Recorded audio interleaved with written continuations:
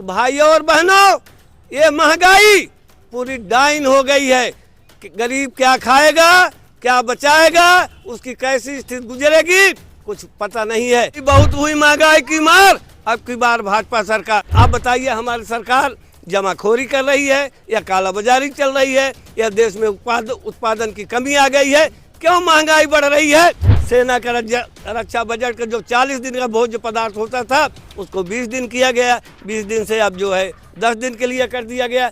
हमने तो भाई कोई युद्ध नहीं लड़ा है जिससे कि हमारी आर्थिक स्थिति, देश की स्थिति कमजोर हो गई हो, फिर भी महंगाई हमारे देश में सौंपी जा रही है। कहते हैं भाइयों बहनों, मैं फकीर आदमी हूँ, मैं तपस्वी आदमी हूँ, तो देश की जनता चाहती है कि फकीर अपनी जगह हो जाए, तपस्या अपनी जगह हो जाए, हमारे देश का कोई प्रबल मजबूत प्रधानमंत्री हो जाए। आपसी सौहार्द बिगड़ रहा है, भाईचारा बिगड़ रहा है, हिंदू मुस्लिम हो रहा है। स्मृति ईरानी आज तक भी अपना नाटक नहीं बदला है, कभी सास कभी बहू थी, आज भी उनकी आदत बनी हुई है। ठीक है, अगर कोई पत्रकार सवाल करने जाए भड़क जाती है। देश में जो इस तरीके से महंगाई बढ़ रही है, प्याज के दाम, टमाटर के दाम, खास करके टमाटर के दाम आसमान छू रहे हैं। एक आम आदमी कैसे टमाटर खाएगा? खाते हो आप लोग टमाटर? आप खाते हो जी? पत्रकार बंधु आपको नमस्कार और आपके श्रोता बंधुओं को भी हमारा नमस्कार। मैं फूलचंद यादव, प्रतापगढ़ वाला। आपका सवाल है कि महंगाई आज ऐसी चरम सीमा पे बढ़ती जा रही है, दिन दूनी रात चौगुनी हो रही है, लेकिन हमारी सोती हुई सरकार जरा सी भी नहीं सोच रही है कि महंगाई का एक शब्द भी मैं बोलूं, महंगाई का एक शब्द भी मैं बोलूं। महंगाई के नाम पर हमारे प्रधानमंत्री जी का मुंह भी बंद हो जाता है, मुंह भी बंद हो जाता है। कभी कहते थे कि भाइयों और बहनों, ये महंगाई पूरी डाइन हो गई है कि गरीब क्या खाएगा, क्या बचाएगा, उसकी कैसी स्थिति गुजरेगी कुछ पता नहीं है। तो मैं कहना चाहूँगा, एक लाइन आपका दिल छू जाएगा, अब 1200 का हुआ सिलेंडर, रोती है अब रातें, मन की बातों से अच्छी है मनमोहन की बातें। मन की बात अच्छी नहीं है मोदी जी की? मन की बातों की जरूरत नहीं है भारतवासियों को, अब काम की बातों की जरूरत है। महंगाई कैसे कंट्रोल किया जाए, देश की बढ़ती हुई आबादी कैसे कंट्रोल किया जाए, आपसी सौहार्द बिगड़ रहा है, भाईचारा बिगड़ रहा है, हिंदू मुस्लिम हो रहा है। इस पर सरकार को जो है गंभीरता से संज्ञान लेते हुए त्वरित कार्रवाई के रूप में एक्शन करना चाहिए। जैसे जैसे चुनाव आता जा रहा है नज़दीक, वैसे वैसे टमाटर के भाव भी जो है कम होता जा रहा है। टमाटर तक ना ही जाइए, टमाटर के ऊपर जो है ना जाइए। टमाटर हुआ, हल्दी हुआ, मिर्चा हुआ, धनिया हुआ, नींबू हुआ, जितने भी खाद्य पदार्थ है, कहाँ गई सरकार? आप बताइए, हमारी सरकार जमाखोरी कर रही है या कालाबाजारी चल रही है या देश में उत्पादन की कमी आ गई है? क्यों महंगाई बढ़ रही है? हर चीज़ों की महंगाई, ऑटोमोबाइल की महंगाई देख लीजिए, खाद्य पदार्थों की महंगाई देख लीजिए, सेना का रक्षा बजट का जो 40 दिन का भोज्य पदार्थ होता था उसको 20 दिन किया गया, 20 दिन से अब जो है 10 दिन के लिए कर दिया गया। अब ये देश की जनता जानना चाहती है कि आखिर ये महंगाई अगर ऐसे बढ़ेगी गरीब कैसे विकास होगा, देश का कैसे विकास होगा? हमने तो भाई कोई युद्ध नहीं लड़ा है जिससे कि हमारी आर्थिक स्थिति, देश की स्थिति कमजोर हो गई हो, फिर भी महंगाई हमारे देश में सौंपी जा रही है। पेट्रोलियम पदार्थ का रेट देख लीजिए, यही सरकार चिल्ला चिल्ला के कहती थी कि ये 60 रुपये का पेट्रोल 30-40 रुपये मिलेगा, आज सैकड़ा पार कर गया, डीजल सैकड़ों पार कर गया। किन किन चीज़ों का दाम आपको बताया जाए जिसका मूल्य वृद्धि दिन रात होती रहती है? ये सरकार सोती रहती है, दाम अपने आप आसमान चढ़ता जाता है। मूल्य वृद्धि पर तो कोई सरकार का नियंत्रण है ही नहीं। अब लोग कहते हैं कि लोग सरकार के साथ, जो लोग सरकार का साथ देते हैं वो कहते हैं कि वेतन भी मिला, सैलरी भी बढ़ गई है लोगों की। भैया देखो, बड़े बड़े औद्योगिक संस्थान बंद हो गए, बड़े बड़े प्रतिष्ठान बंद हो गए, जहाँ लोगों को जो है 40-40 हज़ार तनख्वाह मिलती थी, आज वो 15,000-20 हज़ार की नौकरी कर रहे हैं। अच्छे अच्छे कारखाने बंद पड़े हुए हैं, सब में जो है GST थोप दिया गया। यहाँ तक कि सरकार ने महंगाई बढ़ाने के लिए बच्चों खाने पीने, दूध, चाय, बिस्कुट पर भी GST लगा दिया है। तो हम तो सरकार से निवेदन करें, कुछ अपने आप में सरलता ले आए, देश की स्थिति सही हो, आर्थिक स्थिति मजबूत हो। इतनी महंगाई ठीक नहीं है। वो तो सरकार कहती है कि महंगाई जो थी कांग्रेस की सरकार में भी थी, ऐसा नहीं है कि पहली बार हुआ है देश में। कहाँ कांग्रेस के भाई साहब आप बताइए, कहाँ कांग्रेस की सरकार में इतनी महंगाई थी कि 65 का पेट्रोल पर चिल्लाते थे, रिलैक्स रहिए, 65 रुपए के पेट्रोल पर चिल्लाते थे, ठीक है, और खाने पीने गेहूं चावल चिल्लाते थे, आज तो उसका जस्ट डबल हो गया भाई। 9 साल में देश की जो है ना मोदी जी की विकास और प्रगति, 18 घंटा काम करने के बाद बड़ी मुश्किल से मोदी जी महंगाई को इतनी ऊंचाई तक ले आए हैं। 18 काम करने के बाद भी महंगाई कम नहीं हो रही है देश में। मैं तो मोदी जी से कहूँगा, क्षितिज तक सौर गूंजेगा, स्वयं दिनमान बदलेगा, उतारो भारती की आरती तो सम्मान बदलेगा, विवादों में उलझाकर देश को मत करो खोखला, करो भारती का वंदना तो हिंदुस्तान बदलेगा। तो चुनाव में असर पड़ेगा इसका, टमाटर के दामों का? ये सरकार इस महंगाई कारण मनमोहन को घेरती रही, जिसकी वजह से आई, कहती थी बहुत हुई महंगाई की मार, अब की बार भाजपा सरकार। अब महंगाई चरम सीमा तोड़ गई है, यही महंगाई भाजपा के लिए खतरा है। मोदी जी तो खुद नहीं चाहते हैं कि मैं दोबारा प्रधानमंत्री बनूं या भाजपा का कोई और बने। अगर वो चाहते बनाने के लिए तो महंगाई पर भी कंट्रोल करते, शिक्षण संस्थानों पर कंट्रोल करते, स्कूल काफ़ी फीसें बढ़ा दी गई हैं।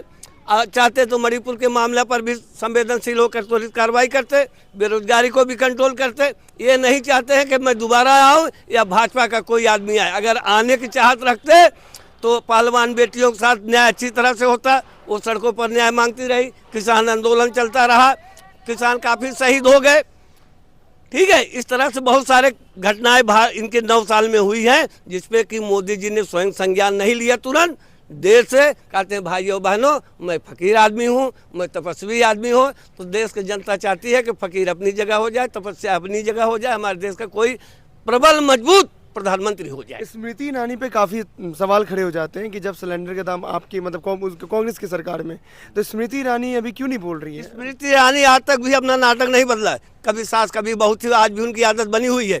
ठीक है, अगर कोई पत्रकार सवाल करने जाए भड़क जाती है। अभी जो है राहुल जी के ऊपर एक एलिगेशन लगा दी है फ्लाइंग किस का, जबकि कोई इस तरह से कोई फुटेज भी इतने वीडियो में संसद से कुछ मिला ही नहीं।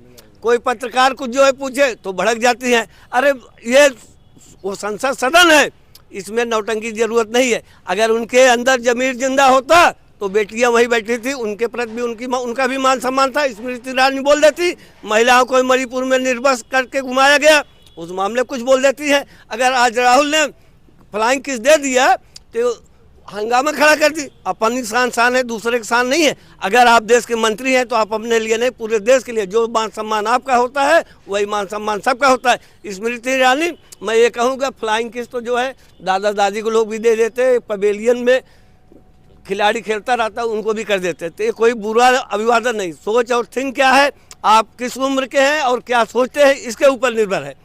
आप किस उम्र के हैं और किस उम्र की बातें आप सोचते हैं, ये आपके ऊपर निर्भर करता है। महिला एवं बाल विकास मंत्रालय ने ये आरोप लगाया है, तो इससे मैसेज तो गलत जाता है ना सब में? गलत नहीं जाता कि राहुल आज उदयाचल की ओर जा रहे हैं, अस्ताचल की तरफ जो है, जिनका सूरज अस्त हो रहा है, भाजपा वाले उनकी तरफ जा रहे हैं। तो ये किसी तरह से अपनी इज्जत बचाने के, नाकामी छिपाने का नए नए हथकंडे खोज लेते हैं। इससे कुछ होने वाला भाई नहीं है। अब इस बार कांग्रेस आने वाली है, इसको आप भी जनता को जनमत लीजिए, आक्रोश का उनका पता करिए, लोग क्या सोच रहे हैं। परिवर्तन 2024 में होगा। 2024 में कमल हरगिज नहीं खिलेगा, 2024 में राहुल को बहु और बहुमत दोनों मिलेगा। तो हरगिज नहीं खिलेगा वो बात, तो अब ये बताइए ना मुझे कि कोई चेहरा तो नहीं है ना प्रधानमंत्री का, जितना दावेदारी एक नरेंद्र मोदी के अंदर दिख रहा है उतना तो कोई दिख नहीं रहा इंडिया में। देखिए, नरेंद्र मोदी के चेहरे की बात करते हैं तो नरेंद्र मोदी गुजरात के मुख्यमंत्री होने के बाद 3 बार तब प्रधानमंत्री बने हैं। आज इंडिया का जो गठबंधन है उसमें कई लोग ऐसे हैं जो कि मुख्यमंत्री रह चुके हैं, मुख्यमंत्री हैं, जो प्रधानमंत्री के गर्मियाँ रखते हैं। अखिलेश यादव मुख्यमंत्री रह चुके हैं, ममता बनर्जी जी मुख्यमंत्री हैं, केजरीवाल जी मुख्यमंत्री हैं। ऐसे कई मुख्यमंत्रियों का गठबंधन है। चेहरे से चुनाव नहीं होता कि किसी की बहू की या लड़की की शादी है, चेहरा देख के कर लो। ये प्रधानमंत्री का चुनाव जनता के जनमत द्वारा होता है। जो बहुमत दल का नेता होता है वो प्रधानमंत्री बनता है। राजा रानी के पेट से नहीं पैदा होता है, बल्कि ballot paper, ballot box, EVM से होता है। चेहरे के आधार पर तो हमारे लाल बहादुर शास्त्री कभी बन ही नहीं पाते, वो बहुत छोटा चेहरा था, तो उस आधार पर नहीं बन। अब वो चेहरे की तो गलत बात ही होती। ये बात योग्यता के ऊपर निर्भर करते हैं। चेहरे की बात नहीं होती प्रधानमंत्री बनने में, आपका कहना ही है? चेहरे से नहीं होता, आपके क्वालिटी होता है। जनता जिसे चुना के भेज देगा वो प्रधानमंत्री काबिल है। कोई भी बन सकता है, कोई भी बन सकता ममता है, हम भी बन सकते हैं, आप भी बन सकते हैं। एक ठोस दावेदारी की सर बात होती है, जब तो ठोस दावेदारी है नहीं ना इंडिया चुनाव के अंदर। जीतने के बाद ठोस दावेदारी की बात होती है। जब तक आप चुनाव नहीं जीत सकते हैं तब तक तो आप दावा कर ही नहीं सकते हैं। भाई चुनाव जीतने के लिए आप भारत के नागरिक हो, आप बहुमत दल के नेता हो, सबसे ज्यादा सांसद की आपके पास संख्या हो, राष्ट्रपति को आप ज्ञापन देते हैं कि हम प्रधानमंत्री बनने के दावेदार हैं। इस ये प्रक्रिया लगता है कि अब आने वाले टाइम में जो है जनता दूसरे को चुनेगी। परिवर्तन प्रकृति का शाश्वत नियम होता है, चुनेगी। आसार दिखाई दे रहे हैं, लक्षण दिखाई दे रहे हैं। चाहे आपस में आपसी सौहार्द देख लीजिए, भाईचारा बिगड़ देख लीजिए, महंगाई के नाम पे, अब राष्ट्रवाद के नाम पर ले जी मोदी जी ने महंगाई के नाम पर भी लिया वोट, बेरोजगारी के नाम पर भी लिया वोट, जातपात के नाम पर लिया वोट, शमशान कब्रिस्तान के नाम पर भी वोट लिया, हिंदुस्तान एक राष्ट्रीयता के नेशनलाइज के नाम पर भी वोट लिया। तो सारे मुद्दों को तो कैश कर चुके हैं। अब कोई मुद्दा ही नहीं ला सकते हैं कि हमें इस आधार पर वोट दीजिए, हम महंगाई कंट्रोल करेंगे, बेरोजगारी कंट्रोल करेंगे, देश का आगे बढ़ाएंगे। यहाँ तक आत्मनिर्भर होते होते भारत जो है कमज़ोर हो गया। आज इतने दिन में राफेल हमें बाहर से खरीदना पड़ता है। क्या इंडिया में ऐसे चीज़ कि हमारे पास इंजीनियर का, ज़मीन का, औद्योगिक कारखाने के, पढ़े लिखे लोगों की कमी नहीं है? कमी है, सब चीज़ बनाया जा सकता है आज भारत में। लेकिन हम कोई चीज़ चाइना से खरीदेंगे? आत्मनिर्भर होने की बात, कितनी चीज़ें गौर करिए आप, चाइना से भारत हमारे आ रही हैं। इन सब चीज़ों को बंद किया जाए, सेल्फ उत्पादन किया जाए, तब जाकर आत्मनिर्भर होगा। आत्मनिर्भर भारत अभी तक नहीं बनाया हमारे। देखिए कांग्रेस की बनाई हुई संपत्तियों को कांग्रेस की बनाई हुई संपत्तियों को भाजपा ने बेच करके खुद अपना गुजारा किया है। अगर इनका मोदी जी का कुछ बनाया हुआ होता तो आज सामने आता। देखो वर्तमान जैसे तैसे कटता सभी का है, किंतु व्यापक भविष्य की कहानी होनी चाहिए। मर के तो जाना है एक दिन सभी को, मरने के बाद भी निशानी होनी चाहिए। अगर कोई ऐसी समस्या आ जाए, दुश्मनों के सामने अपने सर को न झुकाए, ऐसे हमेशा स्वाभिमानी होना चाहिए। वक्त आ पड़े तो बैरियों का वृक्ष चीर डाले, वक्त आ पड़े तो बैरियों का वृक्ष चीर डाले। हर एक बेटी को महारानी लक्ष्मीबाई होना चाहिए। अभी इतना हमें मजबूत बनाना है, देश को, महिलाओं को मजबूत बनाना है, लड़कियों को मजबूत बनाना है, शिक्षा को आगे ले जाना है, औद्योगिक कारखाने लगाने हैं, तब जाकर के हमारा राष्ट्र जो है मजबूत होगा। तो ये थे फूलचंद यादव जी, हमारे विभाग के दर्शकों से जुड़े हुए रहने के लिए आपका बहुत बहुत धन्यवाद।